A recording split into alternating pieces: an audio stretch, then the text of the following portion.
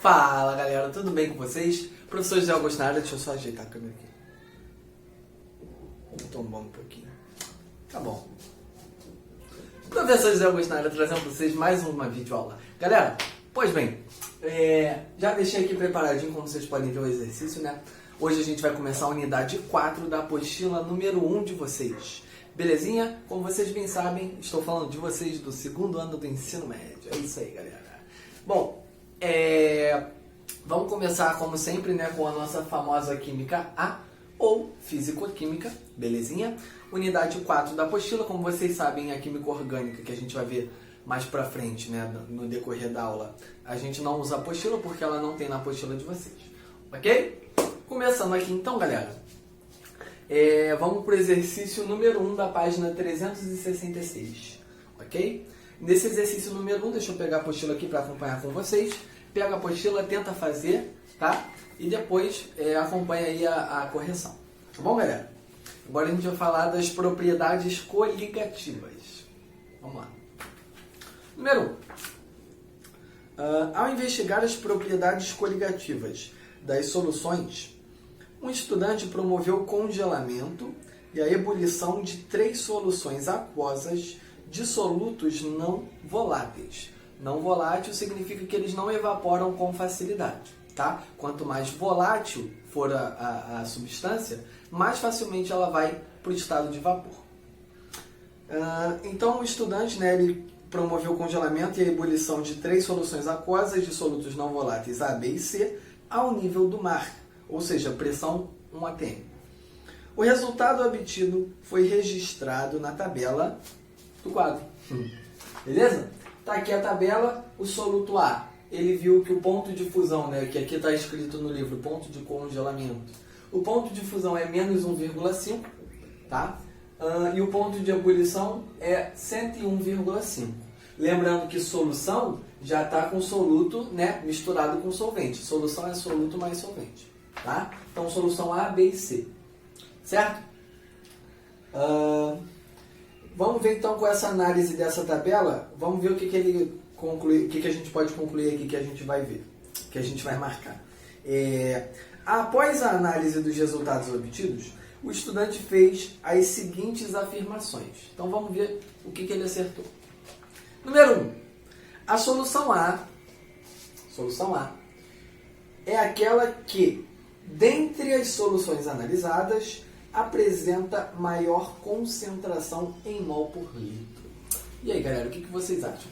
3 segundos para pensar. Vamos lá. O que vocês acham aqui, então? Ele falou que a solução A é aquela que tem maior concentração em mol por litro. Pensa comigo. Maior concentração significa que eu tenho uma maior quantidade de soluto. Beleza? Eu tenho uma concentração de solução elevada, tá? Então eu tenho uma grande quantidade de soluto para uma quantidade de solução, um volume de solução, tá? Então, exemplo, como ele falou que ela é a mais concentrada, a gente pode chutar valores, tá? Claro que ele não falou valor nenhum, mas a gente pode chutar valores. Ó, vamos supor que a solução A seja 2 mol por litro, concentração molar, tá? Solução B, vamos supor que seja 1 mol por litro. E a solução C, meio mol por litro, tá? O que significaria dizer que ela é mais concentrada? Ela tem uma maior quantidade de soluto, tá? Para uma mesma quantidade de volume de solução. Belezinha? Mas vamos ver se realmente o A é a mais concentrada? Bom, se a gente for comparar aqui na tabela, deixa eu colocar aqui rapidinho a postura. Se a gente comparar aqui na tabela, vocês vão ver que o ponto de fusão do A é o menor de todos. Tá? Perdão, é o maior de todos. Menos 1,5 é maior do que menos 3 e é maior do que menos 4,5. E o ponto de ebulição dele, tá, é 101,5. Galera, vamos pensar aqui comigo. Quanto maior a concentração de soluto, tá, eu vou ter uma interação desse soluto com o meu solvente mais intensa. Tá? Eu tenho uma maior quantidade de soluto não volátil. O que o soluto não volátil ele vai estar? Qual é o papel dele ali naquela solução? Né? Ele está interagindo com aquelas substâncias do solvente. Tá? Então, por exemplo, se a gente botar que todas as soluções tenham sal e água, o sal é um soluto não volátil. Ele não evapora com facilidade, não é verdade? Então, se eu tenho a solução A, sal e água, ela é mais concentrada. Beleza? Eu tenho 2 mol de sal para cada litro de água. Ela está mais concentrada. Então, o sal está interagindo com aquelas moléculas de água. Essa interação, ela dificulta a passagem da água, por exemplo, para o estado de vapor. Olha só, a água ela entra em ebulição na temperatura ambiente, né, e ao nível do mar, a 100 graus Celsius. Né? Isso aí a gente está acostumado a escutar. Então, só que aí eu estou falando da água isolada, 100 graus Celsius. Quando a gente adiciona um soluto não volátil a essa água, eu vou dificultar essa ebulição. Por que eu vou dificultar a ebulição? Porque o soluto não volátil vai estar interagindo com a água. Então a água ela vai ficar, quando ela interage com o soluto não volátil, ela é mais difícil de fazer com que ela evapore. Beleza? Por causa dessa interação. Meio que eu estou prendendo ela e não estou deixando ela escapar. Beleza? E o mesmo raciocínio a gente utiliza para a temperatura de congelamento. A água ela entra em congelamento a 0 graus Celsius. Né? Abaixo de 0, a gente tem a água no estado sólido. Beleza? E aí, então, isso eu estou falando da água isolada. Quando a gente adiciona um soluto não volátil, o soluto não volátil ele vai interagir com a água, certo? Então, mais uma vez, eu vou estar dificultando aquele congelamento. Essa interação ela vai dificultar o congelamento da água na temperatura de 0. Ou seja, para eu congelar agora, eu vou precisar estar numa temperatura mais baixa do que 0. Sacaram a ideia? Então, por exemplo, a água com sal, determinada quantidade de sal lá que eu adicionei a 1 litro de água. Tá? Adicionei não sei quanto de sal a 1 litro de água. Aquela solução ela não está mais congelando a 0 graus, abaixo de 0, né? Tipo, sei lá, menos 1. Beleza? Agora ela vai estar congelando a uma temperatura inferior, bastante, né? Então, conforme a gente vai adicionando o soluto não volátil, eu vou dificultando ainda mais essa questão da ebulição e do congelamento. Belezinha? Tranquilidade? Então, por isso que, por exemplo, vocês já pararam para pensar em lugares muito frios, né? Por exemplo, sei lá, na Antártida. Por que o oceano, né, as águas ali da Antártida estão no estado líquido? Já pararam para pensar nisso? Pô, se é um lugar que tem uma temperatura bem abaixo de 0, por que a água está líquida se a água congela a 0 graus Celsius? Já pararam para pensar nisso? Né? Justamente por causa disso. Porque a água lá é salgada. Beleza? Se a água é salgada, a gente entra nessa questão. A concentração daquele sal está dificultando o congelamento dessa água. Então ela consegue congelar a temperaturas muito menores do que se ela tivesse isolada. Exatamente por isso ela não está sólida nesses lugares muito frios. Beleza? Vocês já devem ter visto em algum filme também que o cara tá lá, né, querendo derreter o gelo dele mais rápido. O que ele fala? O que ele faz? Ele joga sal. Aquele gelo vai derreter com mais facilidade porque o sal ele diminui ainda mais a temperatura de congelamento da água. Então, se ele dificulta o congelamento, o gelo derrete. Beleza? Então, só foi aquela palhinha aqui para a gente ficar mais entretido, né, com a situação. Então, pessoal, ele fala que o ar é o que tem a maior concentração. Só que se isso fosse verdade, o ar seria aquele que teria o maior ponto de ebulição. Beleza? O ar ele não tem o maior ponto de ebulição, né? Se o ar fosse mais concentrado, seria de todas as soluções a mais difícil de evaporar, certo? Porque ele tem mais sal ali dentro. E o ar ele não é o mais difícil de evaporar. O mais difícil de evaporar é esse aqui, ó. É o C. Beleza? Então, a letra A, né? A primeira afirmativa, perdão, ela está errada. Segunda afirmativa. A solução B é aquela que, dentre as soluções analisadas, apresenta menor pressão de vapor. O que é pressão de vapor, galera? Pressão de vapor é a pressão que o vapor da solução exerce nas paredes do recipiente, tá certo? Então, por exemplo, se a gente tem um copo de água, né, e a gente não isola esse copo de água do ambiente, o que vai acontecer? A água ali dentro daquele copo, ela vai evaporar. Não toda, tá? Porque vai ter um momento que ela vai adquirir um equilíbrio. Então, a gente pega a água e esse copo, né, e a gente tampa. Vamos supor que a gente tampe o copo, né? Um copo transparente. A água ali dentro, ela vai evaporar e esse vapor, ele causa pressão nas paredes do recipiente. Beleza? Só que vai ter um momento que eles vão atingir um equilíbrio. Ou seja, ao mesmo tempo que eu tenho molécula de água evaporando, eu vou ter molécula de água voltando para o estado líquido e vira um ciclo, beleza? Então, a pressão de vapor é a pressão exercida nas paredes do recipiente pelo vapor daquele líquido, certo? Pois bem, então pensa comigo, se ele falou aqui na afirmativa número 2, né? A solução B é aquela que, dentre as soluções analisadas, apresenta menor pressão de vapor. Para ter uma menor pressão de vapor, significa que tem que ser o quê? Fácil ou difícil de evaporar? 3 segundos para pensar. Galera, se tem que apresentar uma baixa pressão de vapor, significa que tem que ser difícil de evaporar. Pensa comigo, quanto mais fácil de evaporar, mais vapor eu vou ter. Se mais vapor eu vou ter, maior vai ser a pressão nas paredes do recipiente. Concorda comigo? Certo? Então, quanto menos vapor, significa que aquela substância é mais difícil de evaporar. Certo? Que eu vou ter menos vapor, a pressão de vapor vai ser menor. Entenderam isso? Se ele fala que a solução B é aquela que tem menor pressão de vapor, significa que a solução B tem que ser a mais difícil de evaporar. Vê comigo, ó. Qual é a mais difícil de evaporar? A C. Então é a C que tem menor pressão de vapor, não a B. Tá?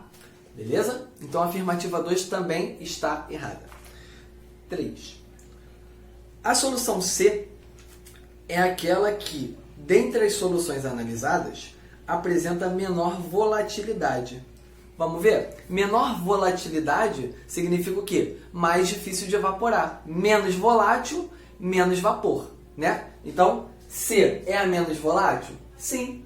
Para eu evaporar a solução C, né, eu tenho que atingir uma temperatura de 104 graus. É a mais difícil de atingir a ebulição. É a mais difícil de evaporar. Beleza? Se é a mais difícil de evaporar, então é aquela que tem a menor volatilidade. É mais difícil de ir para o estado de vapor. Beleza, galera? Então, vamos lá, só para a gente recapitular.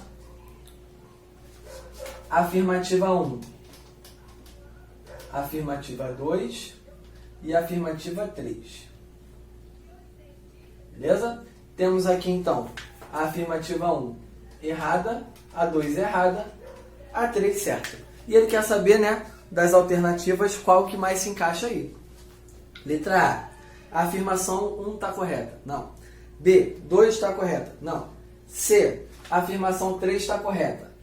Beleza, letra C. Letra D, as afirmações 1 e 2 estão corretas. Não, somente a 3. As afirmações 2 e 3 estão corretas. Também não, somente a 3. Então ficamos aí com a letra C de Claudomiro. Beleza? Letra C. Aguarda a mágica que daqui a 2 segundos eu tô de volta. Voltei, galera. Viu como eu sou rápido, né? Então, vamos lá. Vamos para a questão número 3. Continua na mesma página, tá bom? Diz assim: considere os sistemas 1, 2 e 3 numa mesma temperatura e o comportamento de cada um desses sistemas representados no gráfico. Sistema 1, água pura. Sistema 2, solução aquosa. Ó, solução, vai ter um soluto aí no meio. Quem é o soluto? Glicose. Solução 3, meio mol de KCl, meio mol por litro, né? Então, galera, percebam, a solução, os sistemas 2 e 3 são soluções, ou seja, tem água e um soluto em cada um, tá? O soluto da solução 2 é a glicose e o soluto da solução 3 é o KCl, cloreto de potássio. O sistema 1 é água pura, não tem soluto, beleza? Então não tem aquele soluto não volátil, vamos pensar assim, né? Com isso, vem a letra A, questão discursiva, galera. Letra A. Deixa eu pegar aqui. Associe cada um dos sistemas 1, 2 e 3 a cada uma das curvas A, B e C e indique qual o sistema mais volátil. Galera, eu esqueci de acrescentar aqui no gráfico.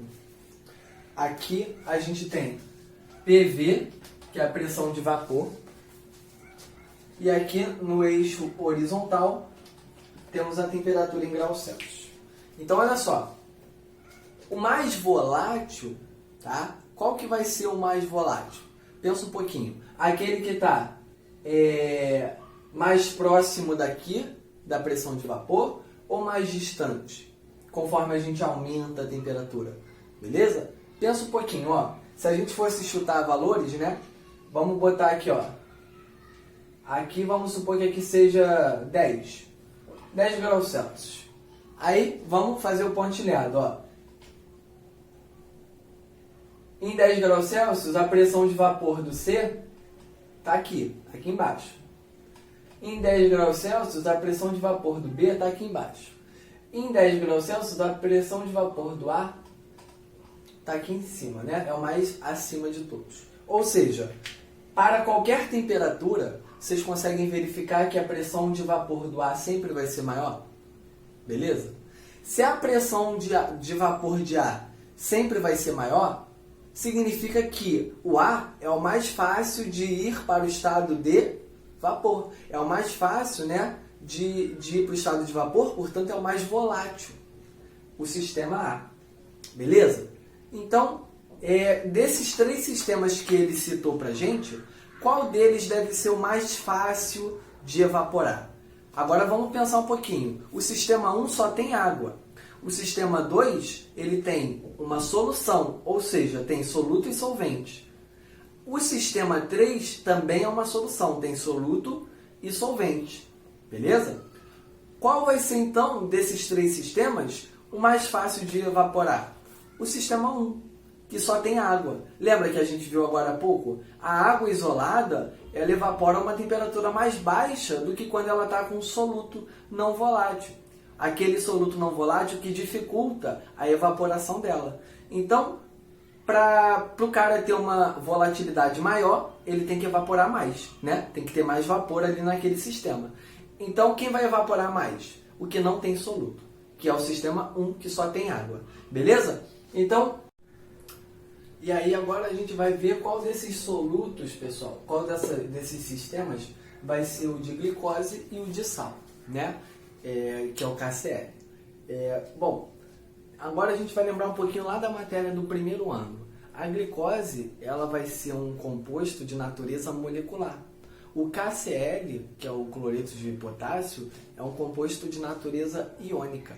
Beleza? Então, nesses casos agora, a gente tem que entender que compostos de natureza iônica, quando a gente coloca eles em água, eles liberam seus íons. Então, por exemplo, né, o KCl, quando a gente coloca água aqui no meio, pessoal, eu vou liberar os íons K+, e Cl-.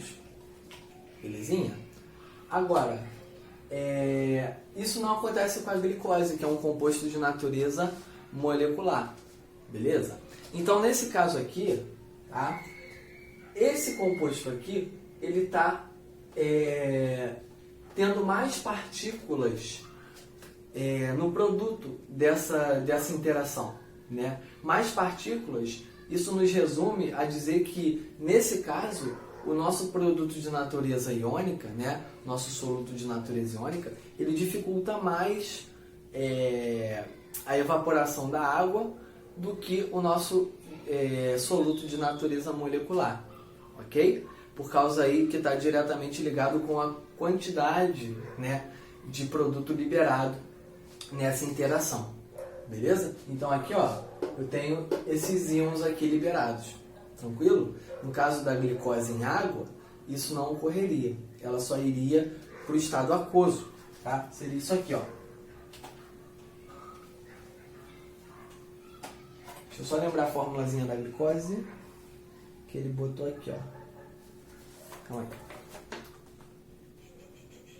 Ah, não botou a fórmula. De cabeça eu não lembro, galera. Mas com a glicose não acontece essa liberação de íons, porque por ser um soluto de natureza molecular, ela não tem íons ali dentro, beleza? Tranquilidade? Então, nesse caso, a gente teria como mais difícil de evaporar o sistema que tem o soluto iônico, que é, então, o mais difícil é o C, né? É o que está mais distante da minha pressão de vapor, tá? É o mais difícil. Então, o C é o que tem KCl, o B é o que tem a glicose. Beleza, galerinha? Tranquilidade? Vamos pro próximo? Vamos lá. E agora vamos ver a letra B, o que ela diz. A adição de um soluto não volátil aumenta ou diminui a pressão máxima de vapor de um solvente? Galera, essa aí vocês já sabem responder, com base no que a gente viu até agora, né? Quando eu adiciono um soluto não volátil, eu estou aumentando a pressão de vapor ou eu estou diminuindo a pressão de vapor? Aquele 3 segundos, vamos lá, pensa aí. Aumenta ou diminui? Pausou? Fala pra mim. Aumenta ou diminui? Aumentei, adicionei o soluto não volátil. O soluto não volátil está interagindo com o meu solvente, né? Exemplo da água. Então, adicionei sal na água. A interação aumentou ou diminuiu? Aumentou. Se aumentou a interação, eu estou facilitando com que a água evapore ou eu estou dificultando? Estou dificultando. Se eu estou dificultando, a pressão de vapor vai ficar mais baixa.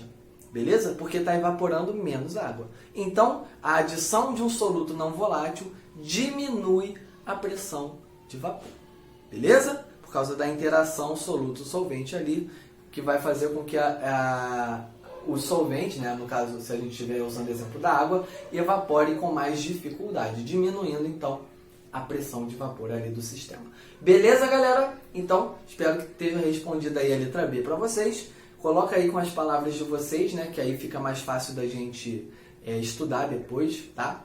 Essa resposta. Mas é com base nesse raciocínio, ok? Então, vou lá, ó, mágica, já volto 2 segundos. Voltei! Então, galera, estamos agora na questão número 5, página 367. Acompanha comigo. Essa vai ser nossa última questão de Físico-Química, hein? Vamos lá. Já deixei aqui preparado algumas coisinhas que eu vou querer mostrar para vocês. Vamos ler a questão, acompanha comigo. Diz assim: a adição de determinados solutos em meio aquoso muda algumas das propriedades físicas do solvente, né? Considere 3 recipientes que contenham 1 litro de soluções. São soluções aquosas com concentração molar igual a 0,5 mol por litro. Tá? Então, a gente tem a mesma concentração de todos esses recipientes e o mesmo volume, beleza? Temos 1 litro em todos eles. Mesma concentração, mesmo volume, certo? Ao medir algumas das propriedades físicas dessas soluções, foi observado que... E aí, vamos lá. Deixa eu só anotar aqui rapidamente que ele falou que os 3 recipientes estão em 1 litro, né? E a concentração é meio mol por litro. Então, concentração 0,5 mol por litro. E se o volume é 1 litro, vamos lá, hein? Vocês que são sabichões aí. 2 segundos para pensar. Diminui o tempo porque essa é fácil. Não fiz a pergunta. Então, calma aí, deixa eu fazer a pergunta. Temos um volume de 1 litro e a concentração meio mol por litro. Quantos mols, isso está valendo para todos eles, ok? Quantos mols a gente vai ter, então, em cada um de soluto? 2 segundos. Beleza? Se eu tenho 1 litro e é meio mol por litro, em cada um eu vou ter quanto? Meio mol. Beleza? Muito bem. Letra A. A solução de sacarose apresentava pontos de fusão e ebulição superiores ao da água pura. Galera, solução de sacarose, ponto de fusão e ebulição superior ao da água pura. Vamos lá. A água pura, ela não tem soluto, né? Ela não tem soluto, então ela vai entrar em fusão a 0 graus e ela vai entrar em ebulição a 100 graus, certo? Água pura. Isso ao nível do mar, né? E a água com a sacarose é o quê? É um soluto não volátil, é o açúcar, né? Soluto não volátil interage com o solvente. Se interage, está fazendo o quê? Está dificultando ou está facilitando o solvente evaporar? Está dificultando, né? Então, vamos ler com calma a letra A. A solução de sacarose apresentava ponto de fusão e ebulição superior ao da água pura. O ponto de ebulição é superior ao da água pura. Sim, beleza? Por quê? Porque com a sacarose fica mais difícil de evaporar a água, por causa da interação entre elas. Certo? Agora, ele fala também na letra A que a solução de sacarose apresentava pontos de fusão superior ao da água pura. Ponto de fusão superior ao da água pura, pessoal, tá? Está significando que está mais fácil de colocar no estado líquido. E lembrem-se, quando a gente coloca um soluto não volátil naquela solução, né, no solvente, eu dificulto também o congelamento. Então, era para a solução de água e glicose, era para ela ter um ponto de ebulição superior ao da água pura, sim, é o que ele fala na letra A, mas era para ela ter um ponto de congelamento menor que o da água pura e não maior. Porque se fosse maior, não seria mais difícil de congelar, mas sim mais fácil, né? Quase que eu perco o raciocínio. Mas entendem isso, pessoal? Se o ponto de fusão ele fica maior também, é mais fácil de colocar no estado líquido. Então, é mais difícil. Nesse caso aí, eu estaria falando do inverso, certo? Então, ela diminui o ponto de congelamento. Ou seja, eu preciso de uma temperatura ainda mais baixa para congelar, e não uma temperatura mais alta. Entendem? Por causa da dificuldade que vai causar a interação do soluto com o solvente. Beleza? Então, recapitulando. Adição do soluto no solvente. O que vai acontecer se o soluto for não volátil? Eu diminuo o ponto de congelamento, ou seja, eu dificulto ainda mais aquele congelamento, vai congelar a temperaturas mais baixas, tá? E eu aumento o ponto de ebulição. Eu dificulto a evaporação do solvente. Por quê? Porque eu estou aumentando a interação do soluto com o solvente. Beleza? Tranquilo, galera? Muito bem. Então a letra A está errada. Letra B. A solução de cloreto de sódio apresentava ponto de congelamento inferior à solução de nitrato de cálcio. Agora vem o 4. Vamos lá. Pessoal, sacarose C12H22O11, composto de natureza molecular. Quando a gente adiciona esse composto à água, olha o que vai acontecer. Aqui é o açúcar, né? Sólido na temperatura ambiente. Beleza? Mas enfim, não vem ao caso. Adicionei a água, olha o que vai acontecer. C12H22O11 aqui. O que seria esse aqui, pessoal? Aquoso. Está agora em meio aquoso. Não quer dizer que está no estado líquido não, tá, pessoal? Eu adicionei o açúcar da água, ele não está no estado líquido. Ele está em meio aquoso, ele está dissolvido, beleza? Composto de natureza molecular. Cloreto de sódio, composto de natureza iônica, tem íons ali dentro. E os íons só estão esperando serem separados. E quem pode fazer essa separação para a gente? A água. Então, quando a gente adiciona água no sal, que é o cloreto de sódio, eu vou liberar íon Na+, e íon Cl-. Olha aqui, ó. Na+ e Cl-. Beleza? Lembrando que a quantidade desses produtos interferem diretamente, né, na concentração do soluto, ali presente, que vai interferir diretamente no aumento ou na diminuição ali, né, da pressão de vapor, do congelamento. Então, isso aqui interfere diretamente. Quanto mais eu tenho, beleza? Aumenta-se a concentração, aumenta-se então a interação ali dentro, beleza? Aqui, ó, no CaNO3,2. O CaNO3,2, ele vai ter isso aqui, ó. Também é um composto de natureza iônica, tá, pessoal? Eu tô fazendo isso aqui direto só para vocês visualizarem.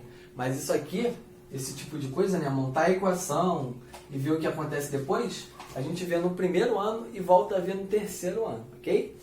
Olha o que vai acontecer aqui. Ca mais 2 NO3 menos.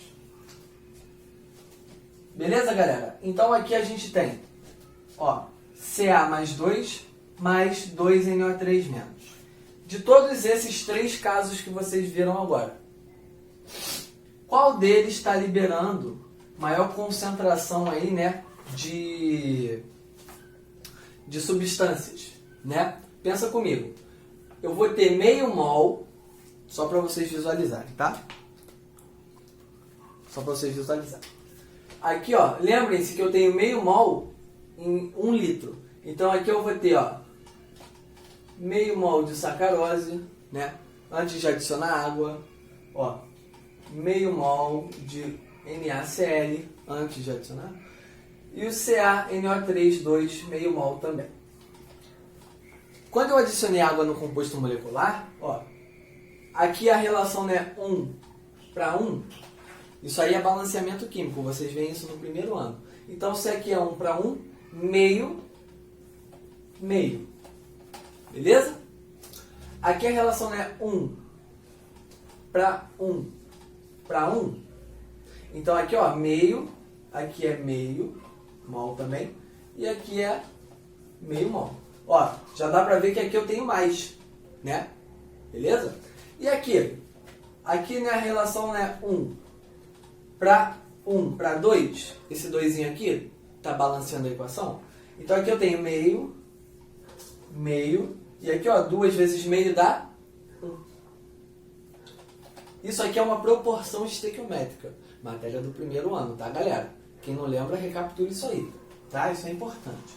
De todos, quem então está liberando uma maior, né, concentração de íons nesse caso? A solução 3, né? Se está liberando mais íon, é aquela que vai ter mais dificuldade de evaporar, beleza? O solvente vai ter mais dificuldade de evaporar aqui, por causa da interação que está maior, tá? Tem uma maior quantidade de soluto, beleza? Lembrando que as propriedades coligativas, elas estão, né, os fatores relacionados a elas, estão diretamente ligados, não à natureza do soluto somente, né? Porque o que interfere ali, basicamente, é a quantidade de soluto que eu estou adicionando, beleza? E como aqui, nesses casos, a gente está liberando uma maior quantidade iônica, né, uma maior quantidade de mols, se a quantidade é maior, né, vai ter mais gente para interagir, entendem? Então, aqui vai ser o caso mais difícil da água evaporar, por exemplo, tá? E na letra B ele fala, a solução de cloreto de sódio, que é a solução 2, apresentava ponto de congelamento inferior à solução de nitrato de cálcio. Ou seja, ele fala que o abaixamento do ponto de congelamento aqui, tá, é maior. Não, né? Aonde que o efeito coligativo está sofrendo maior intensidade? No 2, que libera menor quantidade, ou no 3, que libera maior quantidade? O efeito coligativo está maior no 3. Então, o ponto de congelamento, né, que vai diminuir mais, vai ser o da solução 3, e não da solução 2. Beleza? Então, o mais difícil de congelar vai ser o 3, certo? Letra B está errada. Letra C. A solução de nitrato de cálcio, que é a terceira, é a que apresentava o menor valor de pressão de vapor. Certo, né, pessoal? Por quê? Menor valor de pressão de vapor significa que tem menos vapor nesse sistema. Se tem menos vapor, é porque esse sistema evapora menos. Se ele evapora menos, é onde tem a maior a concentração, né, de soluto ali, né, vai ser mais intensa, né? Então vai dificultar ainda mais a evaporação do meu solvente, nesse caso, tá certo? Então o terceiro vai ser o mais difícil de evaporar. Se vai ser o mais difícil de evaporar, tem menos pressão de vapor, beleza? Então a letra C de crosta terrestre está certa. Letra D. Apenas as soluções iônicas, que são a 2 e a 3, possuíam pontos de ebulição superior ao da água pura. Não. A solução 1, que é a de sacarose, que é um soluto molecular, também tem um ponto de ebulição superior à água pura. Afinal, a água pura ela não vai ter interação comparada quando eu tenho um soluto não volátil, qualquer que seja ele, de natureza molecular ou iônica, ok? E letra E.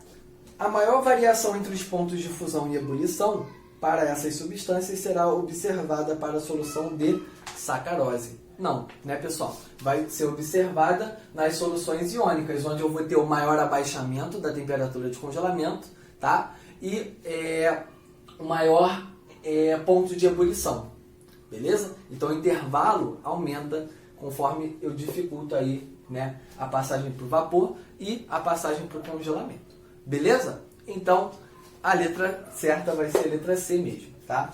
Então vamos colocar aqui, ó, Czão. Beleza? Partiu agora para a química orgânica. Vamos lá. Mágica. Voltei. Bom, galera, então agora a gente vai para a parte de química orgânica. Química B.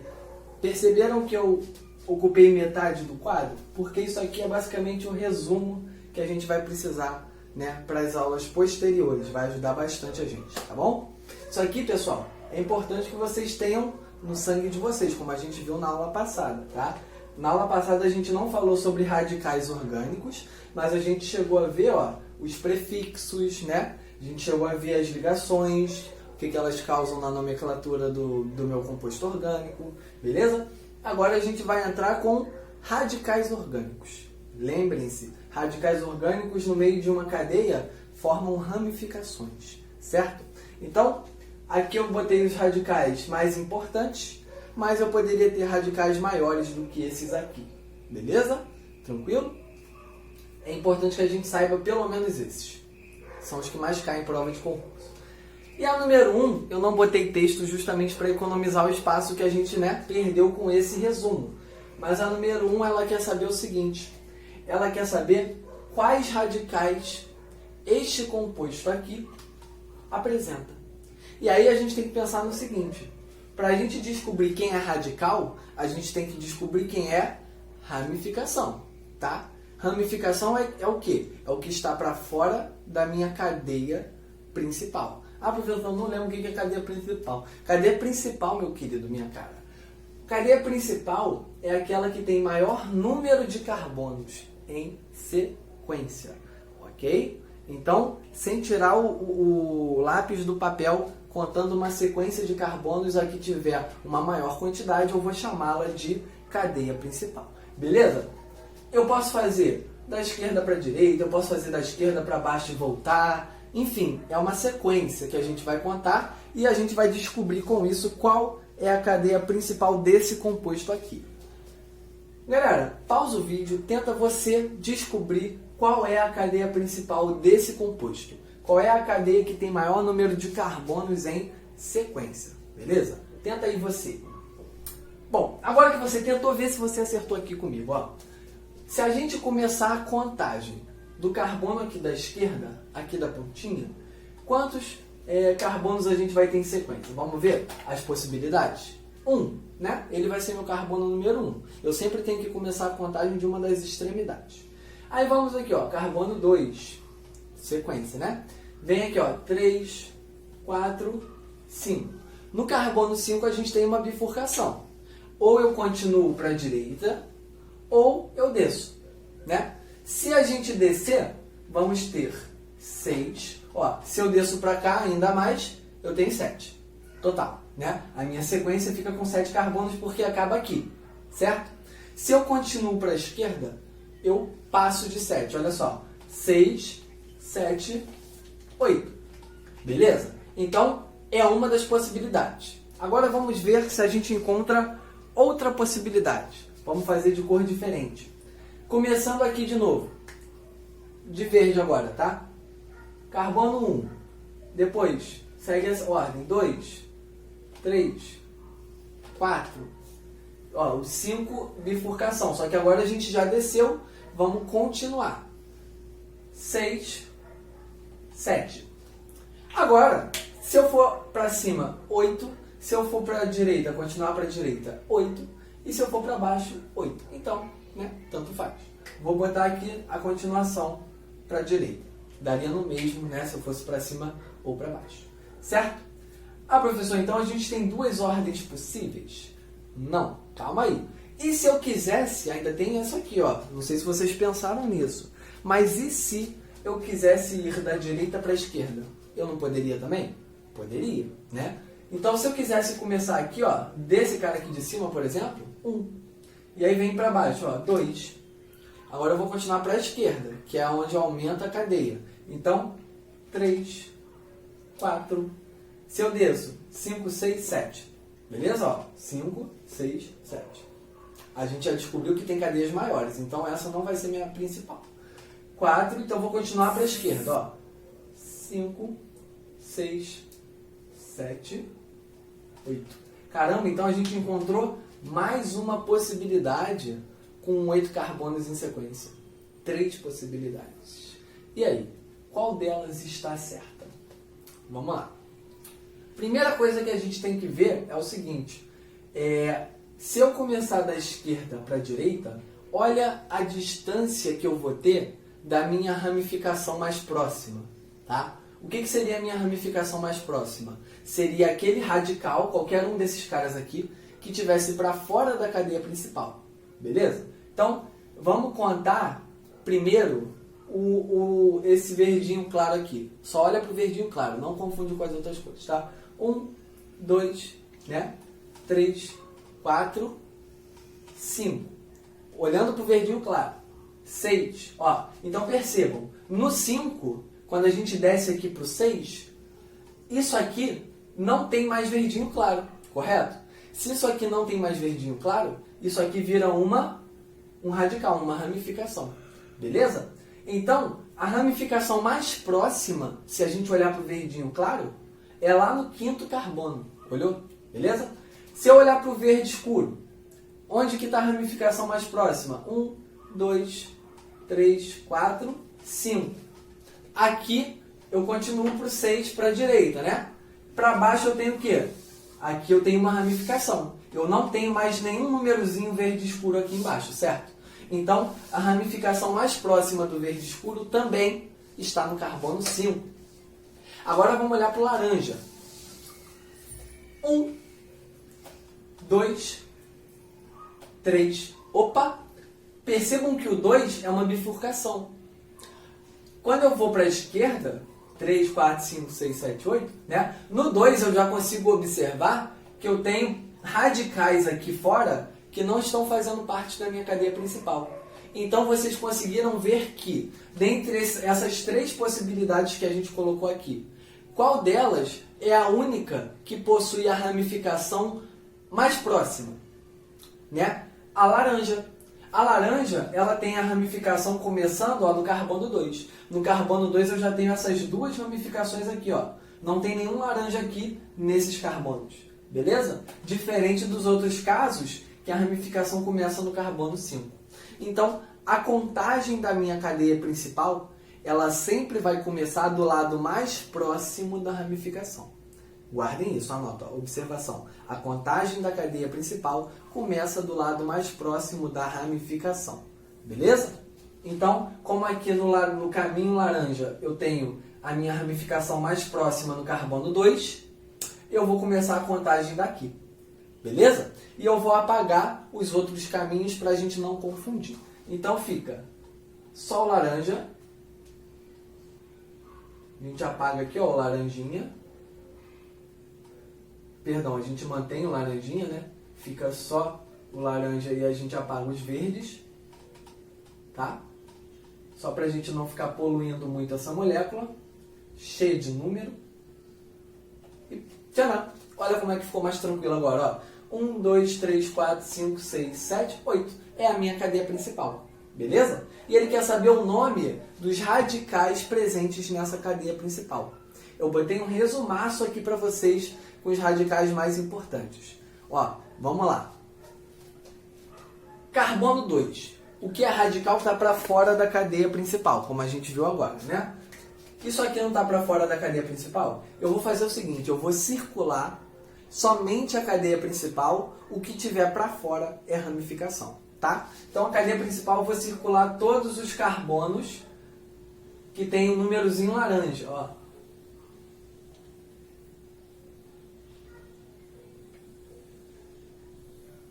Pronto. A nossa cadeia principal é isso aqui, ó. Esse Uzinho, beleza? E o que está para fora? Isso aqui e isso aqui.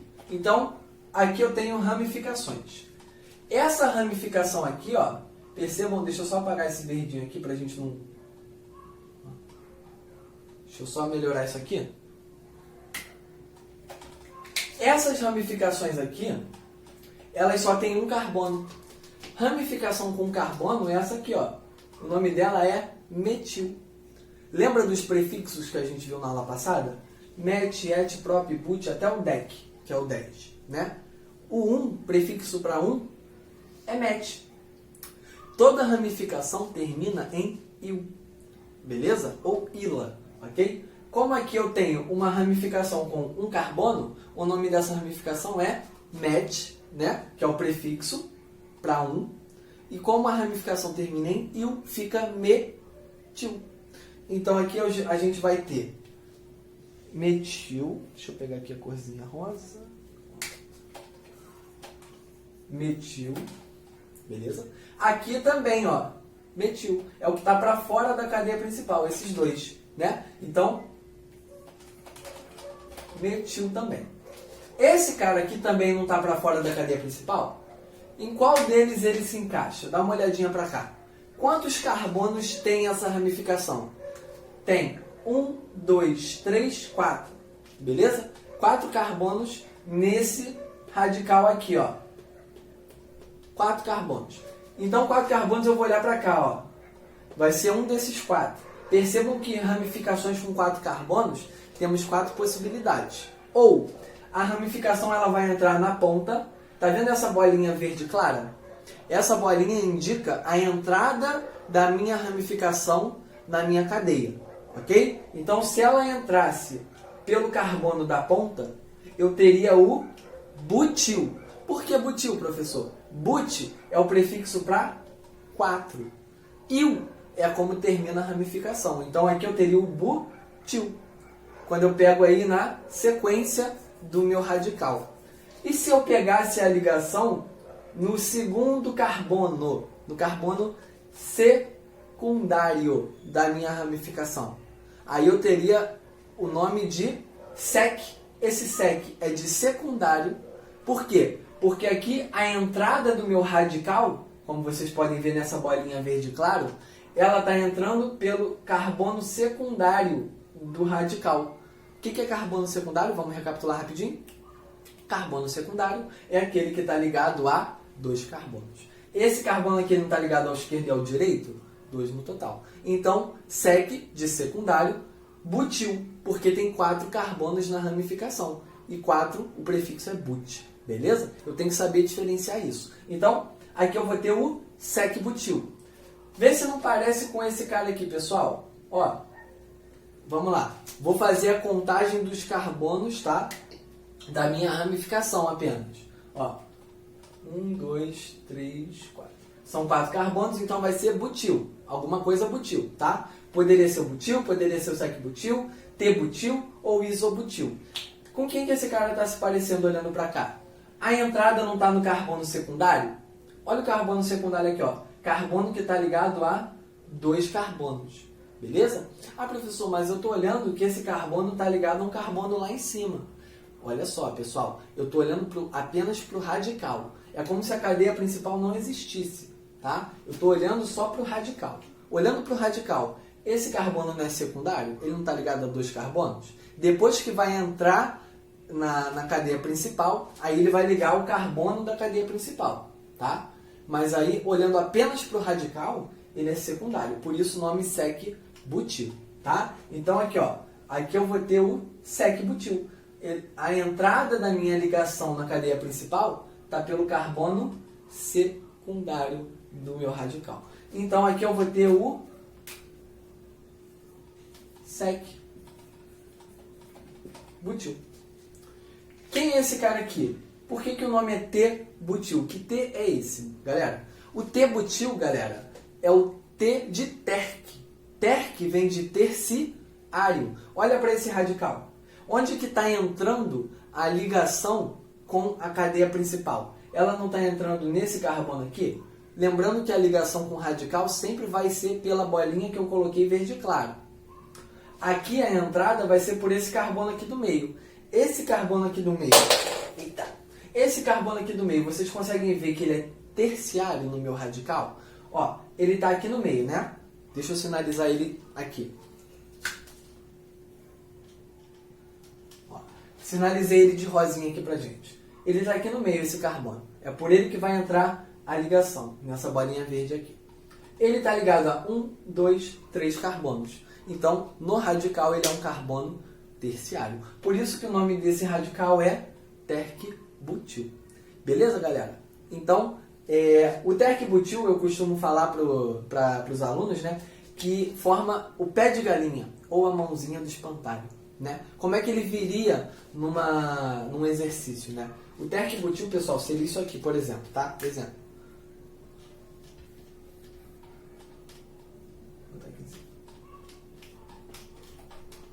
Ó, estão vendo? É o pé de galinha. Forma o pé de galinhazinha ou a mãozinha do espantalho, tá? Então a gente lembra que o T-butil é o pé de galinha ou a mãozinha do espantalho. Esse aqui é o sec-butil. Como que ele viria? O sec-butil, ele vem assim, ó.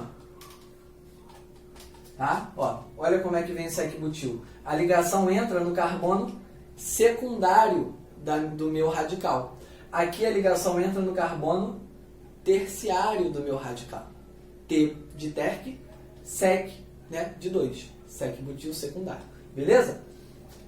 O butil é quando a ligação entra na ponta. Então seria mais ou menos isso aqui, ó.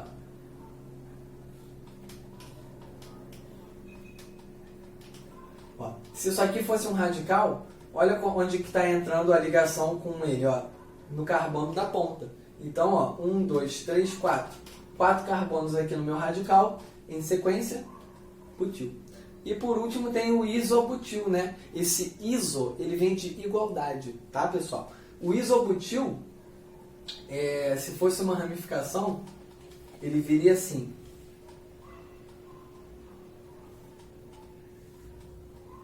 Como é que eu errei?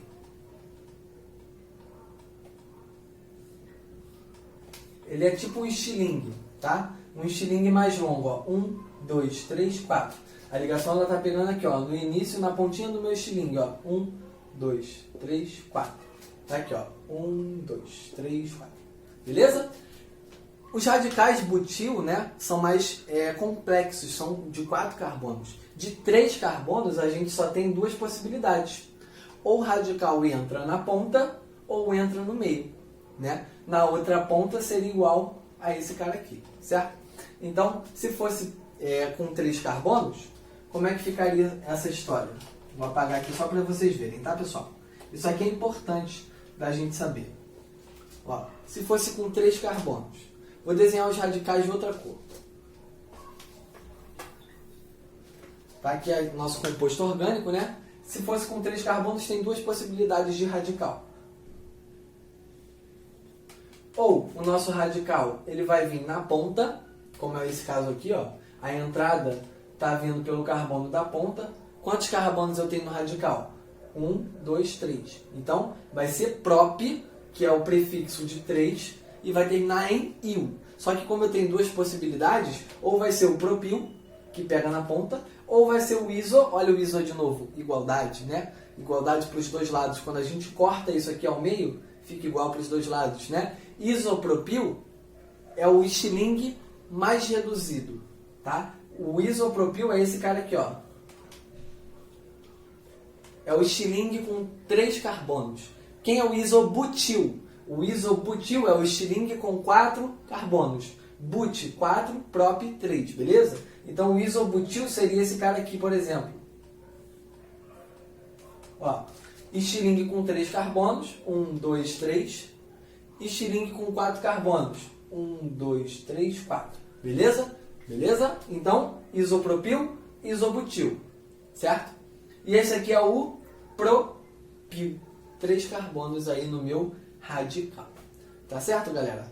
Então, como ele só queria saber na minha molécula quais eram os radicais orgânicos, a gente tem então o metil e o sec-butil. E eu ainda poderia ter, só para a gente finalizar, o etil, que é um radical com 2 carbonos. Olha o prefixo, et. Et mais il, né, que é uma ramificação, etil. E eu ainda poderia ter também, galera, quando o benzeno ele vira ramificação. Lembra do benzeno? Né? Então, aqui a gente tem, ó, o anel aromático, né, 6 carbonos aqui. Temos o benzeno e aqui está entrando, ó, isso aqui é um radical orgânico, vai estar entrando numa cadeia principal por qualquer uma dessas extremidades, tá? Vai ficar igual, de qualquer forma. E quando eu tenho benzeno virando ramificação, a gente chama de fenil. Beleza, galera? A gente vai ver mais pra frente algumas outras funções orgânicas e isso aqui vai ficando mais fácil, né, pra gente conforme vai passando o tempo. Talvez no momento ainda esteja um pouquinho complexo, um pouquinho confuso, mas prometo que com o tempo isso aqui vai melhorar. Ok, galera? Bom, a nossa aulinha vai ficando por aqui. Muito obrigado aí pela atenção de todos vocês. Grande abraço. Espero que todos vocês estejam bem. Cuidem de suas famílias. Tamo junto, galera. Até a próxima videoaula. Fui! Valeu! Epa! Quase quebrei.